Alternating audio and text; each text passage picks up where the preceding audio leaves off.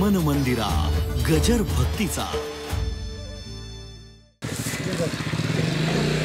बाहेर उन्हाला बसले, मंडपात येऊन बसा. चला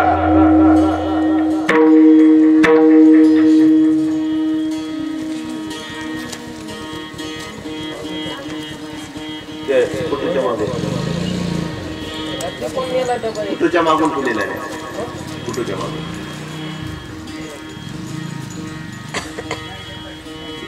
पलीकडून पलीकडून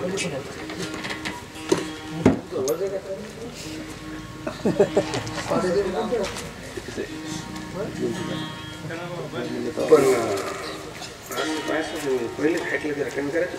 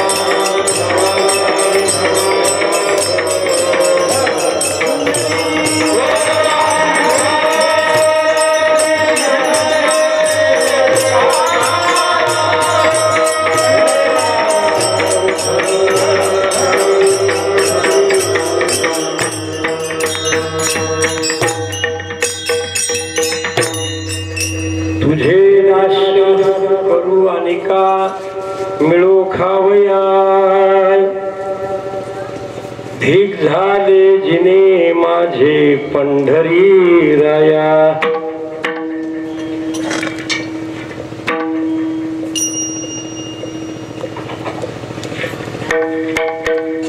काय गा विठोबा आता तुझ म्हणावे, शुभाशुभ गोड तुम्हा थोरांच्या दैवी, संसाराचा धाक निरंतर आम्हाशी, मरण भले परे काय अवकळा ऐशी, काय गा विठोबा आता तुझ म्हणावे, शुभाशुभ गोड तुम्हा थोरांच्या दैवी, तुझा शरणांगत जाऊ आणि काशी, तुका म्हणे लाज कवना हे का नेनशी, काय गा विठोबा आता तुझ म्हणावे, शुभाशुभ गोड तुम्हा थोरांच्या दैवी, विठ्ठला विठ्ठल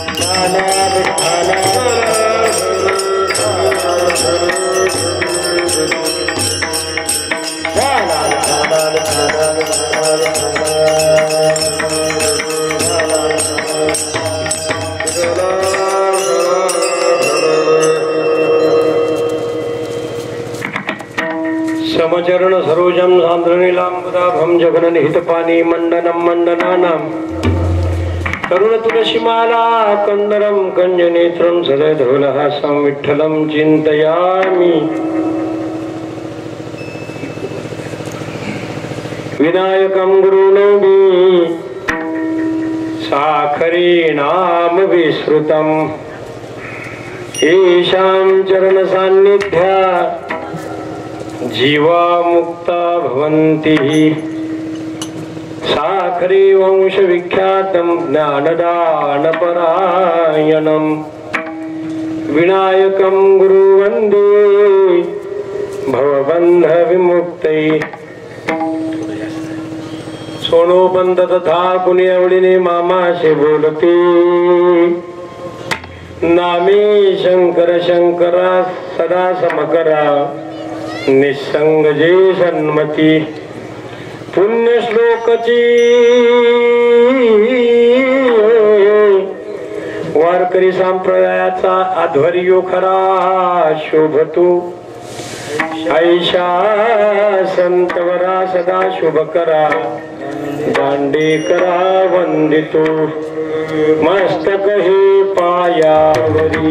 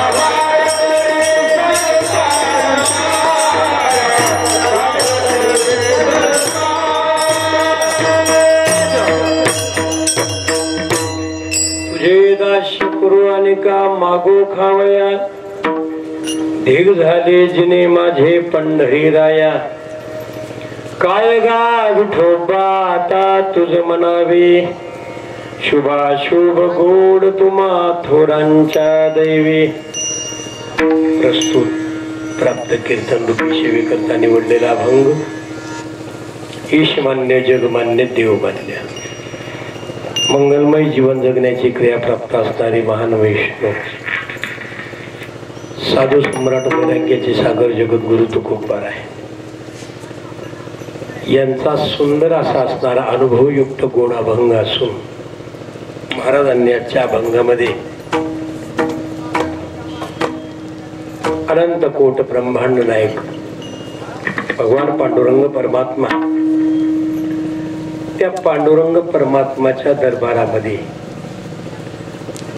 जीवाला समाधान मिळण्याकरता केलेली एक आगळी वेगळी प्रार्थना विठ्ठल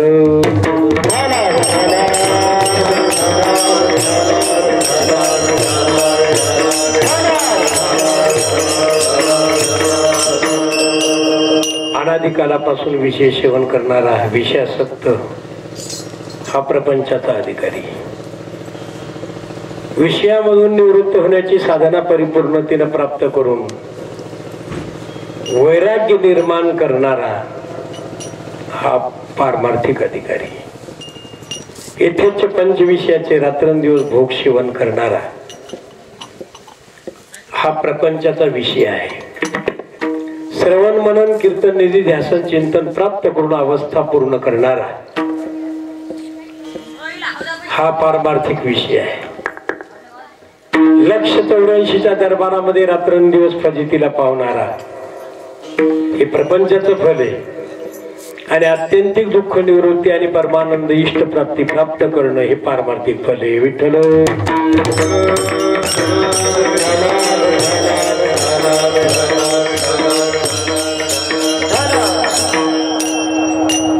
एका मिनिटामध्ये परिहार. पवित्र भूमी, साधू संतांनी सांगितलेलं प्रेरणास्थान. या पवित्र भूमीमध्ये परमपूज्य हरिभक्तीपरायण जोग महाराज संस्थेचे सद्गुरू बंकट स्वामी महाराज यांचे शिष्य प्रातस्मरणीय माधव महाराज पुंगळेकर, त्याचबरोबर परमपूज्य देवानंदजी महाराज, योग गुरु परमपूज्य उत्तम महाराज, हरिभक्तीपरायण प्रातस्मरणीय सद्गुरु नथुरामजी महाराज, 100 वर्षाची परंपरा राखणारे आचार्य नारायण देवजी महाराज इटोलीकर. ही पवित्र भूमी अगोदरची महान महान अधिकारी या पवित्र स्थानावर येऊन गेलेले, साधू संत अगदी. आणि कार्यक्रमाचं तशाच पद्धतीनं आयोजन सुद्धा मोठमोठ्या कार्यक्रमाचं आयोजन या ठिकाणी झालेले. त्या नैमित्तिक माध्यमामधून आज हरिभक्तीपरायण जोग महाराज सद्गुरू जोग महाराज संस्थेचे आमचे वारकरी भूषण हरिभक्तीपरायण प्रसाद महाराज यांच्या मार्गदर्शनपर सर्वांच्या सहकार्यामधून, पंचक्रोशीतील भाविक भक्तांच्या सहकार्यामधून या ठिकाणी कार्यक्रमाचं आयोजन आहे.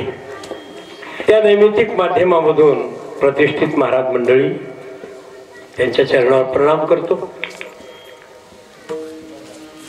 हरिभक्तीपरायण आळंदीहून आलेत आमचे महाराज, गायनाचार्य संपूर्ण प्रेमी हरिभक्तीपरायण माऊली महाराज मृदंगाचार्य,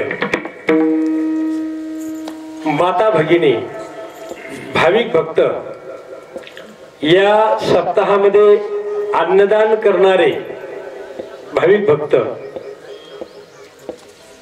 सर्वांना पुनश्च आजच्या कार्यक्रमाचे यजमान, माईक सिस्टीम सर्वांना पुनश्च एकदा धन्यवाद देतो.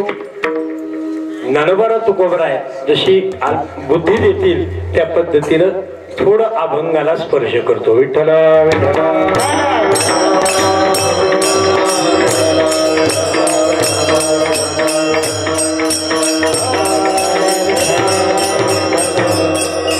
परमार्थ साधना करत असताना संप्रदायाची काहीतरी आचारसंहिता आहे आणि त्या नैमित्तिक माध्यमामधूनच या ठिकाणी परमार्थाची साधना चालू आहे. सध्या राहून गेलो हरिभक्तीपरायण रामायणाचार्य गंगाधरजी महाराज मुंडे यांच्या अमृतवाणीमधून आपण त्या ठिकाणी रामायणाची शिकवण अगदी त्याचाही आनंद आस्वाद घेत आहात. विद्वानांची कीर्तन या ठिकाणी होणार आहेत. सर्वांनी यावं, श्रवण करावं. परमार्थामध्ये साधकाला आचारसंहिता पाळण्याची अतिशय जबाबदारी.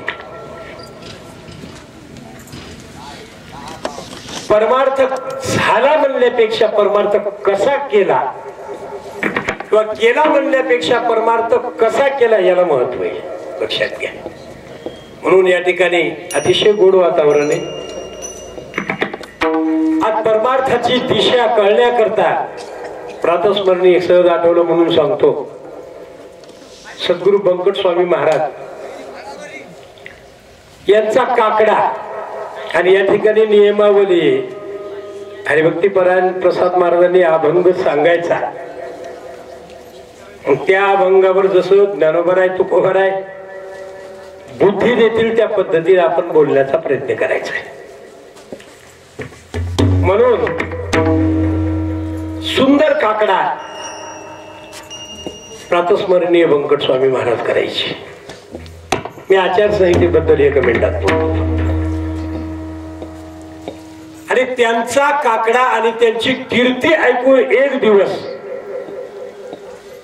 प्रख्यात असे असणारे नटसम्राट बालगंधर्व, हे बालगंधर्वांनी व्यंकट स्वामी महाराजांची कीर्ती ऐकली आणि त्यांचा आवाज सुरेल. त्यांनी सांगितलं, अरे एवढा सुंदर काकडा गातात स्वामी, 3-3 तास 4-4 तास काकडा गातात, नैसर्गिक आवाज, अगदी सुंदर गाणं. त्या ठिकाणी असं गायन आणि बालगंधर्व यांनी सुद्धा एक दिवस ऐकण्याची इच्छा केली, बा आपण थोडासा आस्वाद घ्यावा. म्हणून स्वामींना विनंती केली, स्वामी मला तुमचा आवाज ऐकायचा आहे, तुमचा काकडा आरत्या भजन ऐकायचंय. स्वामीजींनी सांगितलं, या वेळेत येऊन जा, काय हरकत नाही. त्या वेळेत गेले आणि काकडा आरती संपूर्ण त्यांनी ऐकली, मंत्रमुग्ध झाले. स्वतः बालगंधर्व, नटसम्राट बालगंधर्व हे मंत्रमुग्ध झाले. आणि शेवटी त्यांनी विनंती केली स्वामींना की स्वामीजी, माझ्याकडे एक नाट्यगृह आहे आणि त्या नाट्यगृहाची सुरुवात, उद्घाटन मी आता ठेवलेलं आहे. तर माझी इच्छा आहे की त्या नाट्यगृहाची एक दीप प्रज्वलन किंवा उद्घाटन हे तुमच्या हाताने व्हावं, अशी माझी प्रामाणिक इच्छा आहे. ऐका, स्वामीजीने उत्तर दिलं, तुमच्या शब्दाला मी आदर करतो, प्रणाम करतो, परंतु तुमच्या नाटकाच्या या कार्यक्रमाला, उद्घाटनाला मला येता येणार नाही. काय येता येणार नाही? स्वामीजीने सांगितलं, आज संपूर्ण वारकरी संप्रदायाचा विश्वास हा माझ्यावर आहे आणि वारकरी संप्रदायाचा विश्वास माझ्यावर असताना मी जर आज तुमच्या नाटकाच्या कार्यक्रमाला, उद्घाटनाला आलो, तर संपूर्ण पाठीमागे येणारा समाज हा उद्या तमाशाला गेल्याशिवाय राहणार नाही. ही जबाबदारी संप्रदायाच्या मध्ये काटेकोर संप्रदाय करणाऱ्यानं वापरणं गरजेचं आहे. विठ्ठल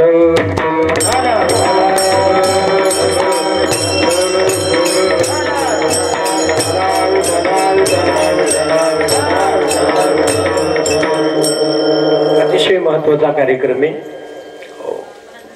चांगलं वातावरण आहे, पवित्र आहे, उद्धाराचं साधन आहे नामस्मरण. या ठिकाणी भरपूर कीर्तन, कथा, सगळा भरपूर कार्यक्रमाचं आयोजन केलेलं आहे. चला, जगद्गुरु तुकोबाराय आजच्या अभंगाद्वारे एक आपला अनुभव व्यक्त करतात. देवाजवळ एक प्रार्थना करतात. आता प्रार्थना आणि मागणी हे शब्द जरी भिन्नत्व असले तरी याचा मतितार्थ मात्र एकच. शब्द भिन्नत्व आहे पण मतितार्थ एकच. प्रार्थना आणि मागणी हे शब्द जरी वेगळेपणा वाटला यामध्ये, परंतु त्याचा अर्थ एकच आहे. आणि आजच्या अभंगामध्ये जगद्गुरु तुकोबाराय पांडुरंगाच्या दरबारामध्ये कल्पना करा, गेल्यानंतर तुकोबारायांनी कदाचित, मला असं वाटतं की आजच्या अभंगामध्ये थोडी योगक्षेमाची भाषा वापरली महाराजांनी. नाही, अप्राप्त प्राप्ती तस्य रक्षणम असं एक सुंदर वर्णन आलेलं आहे. लक्षात घ्या की अप्राप्त वस्तू प्राप्त करण्याकरता, प्राप्त झाले म्हणजे त्याला योग म्हणा, त्याचं रक्षण झाल्यानंतर त्याला क्षेम म्हणा. योगक्षेमाच्या भाषेमध्ये थोडस वर्णन केलं असं. तस्य रक्षण क्षेम असंही म्हणलं ते जाते. वस्तुस्थिती आणि त्या माध्यमामधून जर बोलली असावी कदाचित साधकाचं एखादं वकिली पत्र घेऊन गेले असते. स्वतः तुकाराम महाराज साधकाचं वकिली पत्र तुकोबारायांनी कदाचित घेतलं असेल. अंतःकरणातली भावना महाराजांनी व्यक्त केलेली पांडुरंगाजवळ की हे देवा, मी तुझ्या दरबारामध्ये आलो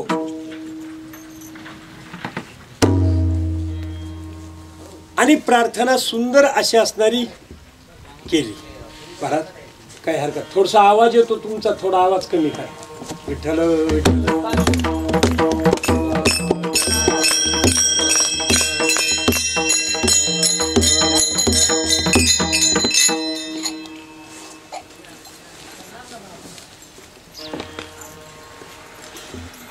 म्हणून भगवान परमात्माकडे प्रार्थना करीत असताना अंतःकरणात निर्माण झालेल्या दोन गोष्टी महत्वाच्या आहेत महाराज. एक गरज आहे म्हणून प्रार्थना आहे आणि एक वस्तूची प्राप्ती नाही म्हणून प्रार्थना. आम्हाला वस्तू प्राप्त नाही म्हणून प्रार्थना करणं योग्य आहे आणि आम्हाला आता त्या गोष्टीची गरज आहे म्हणून प्रार्थना करणं योग्य आहे. या दोन गोष्टीमुळे अंतःकरणात निर्माण होणारी प्रार्थना आहे. आता आपण थोडं जर चिंतन करण्याचा प्रयत्न केला, मला एक सांगा की तुकोबारायांना कशाची गरज होती? कशाची गरज होती तुकोबारायांना? बरं, तुकोबारायांना अप्राप्त वस्तू कोणती होती नेमकी? ज्यांच्या सामर्थ्यानं नाही का संपूर्ण जगाला सुखी करण्याची शक्ती ज्यांच्यामध्ये होती महाराज, एवढं महत्वाचे तुकोबार आहे. जसं सामर्थ्य भगवान परमात्माचं वर्णन केलं जातं, लक्षात घ्या. कर्तुम अकर्तुम अन्यथा कर्तुम शक्ती ज्या परमात्माकडे आहे तीच शक्ती या संतांकडे सुद्धा आहे. लक्षात घ्या, संत कमी नाहीत, त्यांच्याकडे सुद्धा ही शक्ती निश्चित आहे. कर्तुम अकर्तुम अन्यथा कर्तुम शक्ती ज्या भगवान परमात्माकडे निश्चित आहे तीच शक्ती साधू संतांकडे आहे. जर गीतेच्या भाषेत जर बोलायचं ठरवलं तर ज्ञानोबारायांनी असं सुंदर वर्णन केलेले, जो मने काया वाचा सेवक होईल येचा, तो स्वानंद साम्राज्याचा चक्रवर्ती करी. गोड बोलले ज्ञानोबाराय. जो कायेनं वाचेनं आणि मनानं सेवा करील ना त्याला चक्रवर्ती करण्याचं सामर्थ्य या संतांमध्ये. विठ्ठला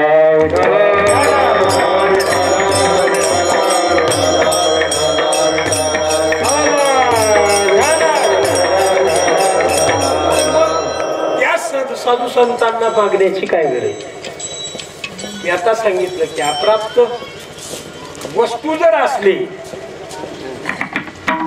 तर आणि गरज भासली तरच मात्र त्या ठिकाणी प्रार्थना करणं योग्य आहे. मग तुकोबारायला काय गरज? कारण तुकोबारायनं पांडुरंगाच्या दरबारात सांगितले काय, तुझे पायी सुख सर्व आहे, तुझे पायी सुख सर्व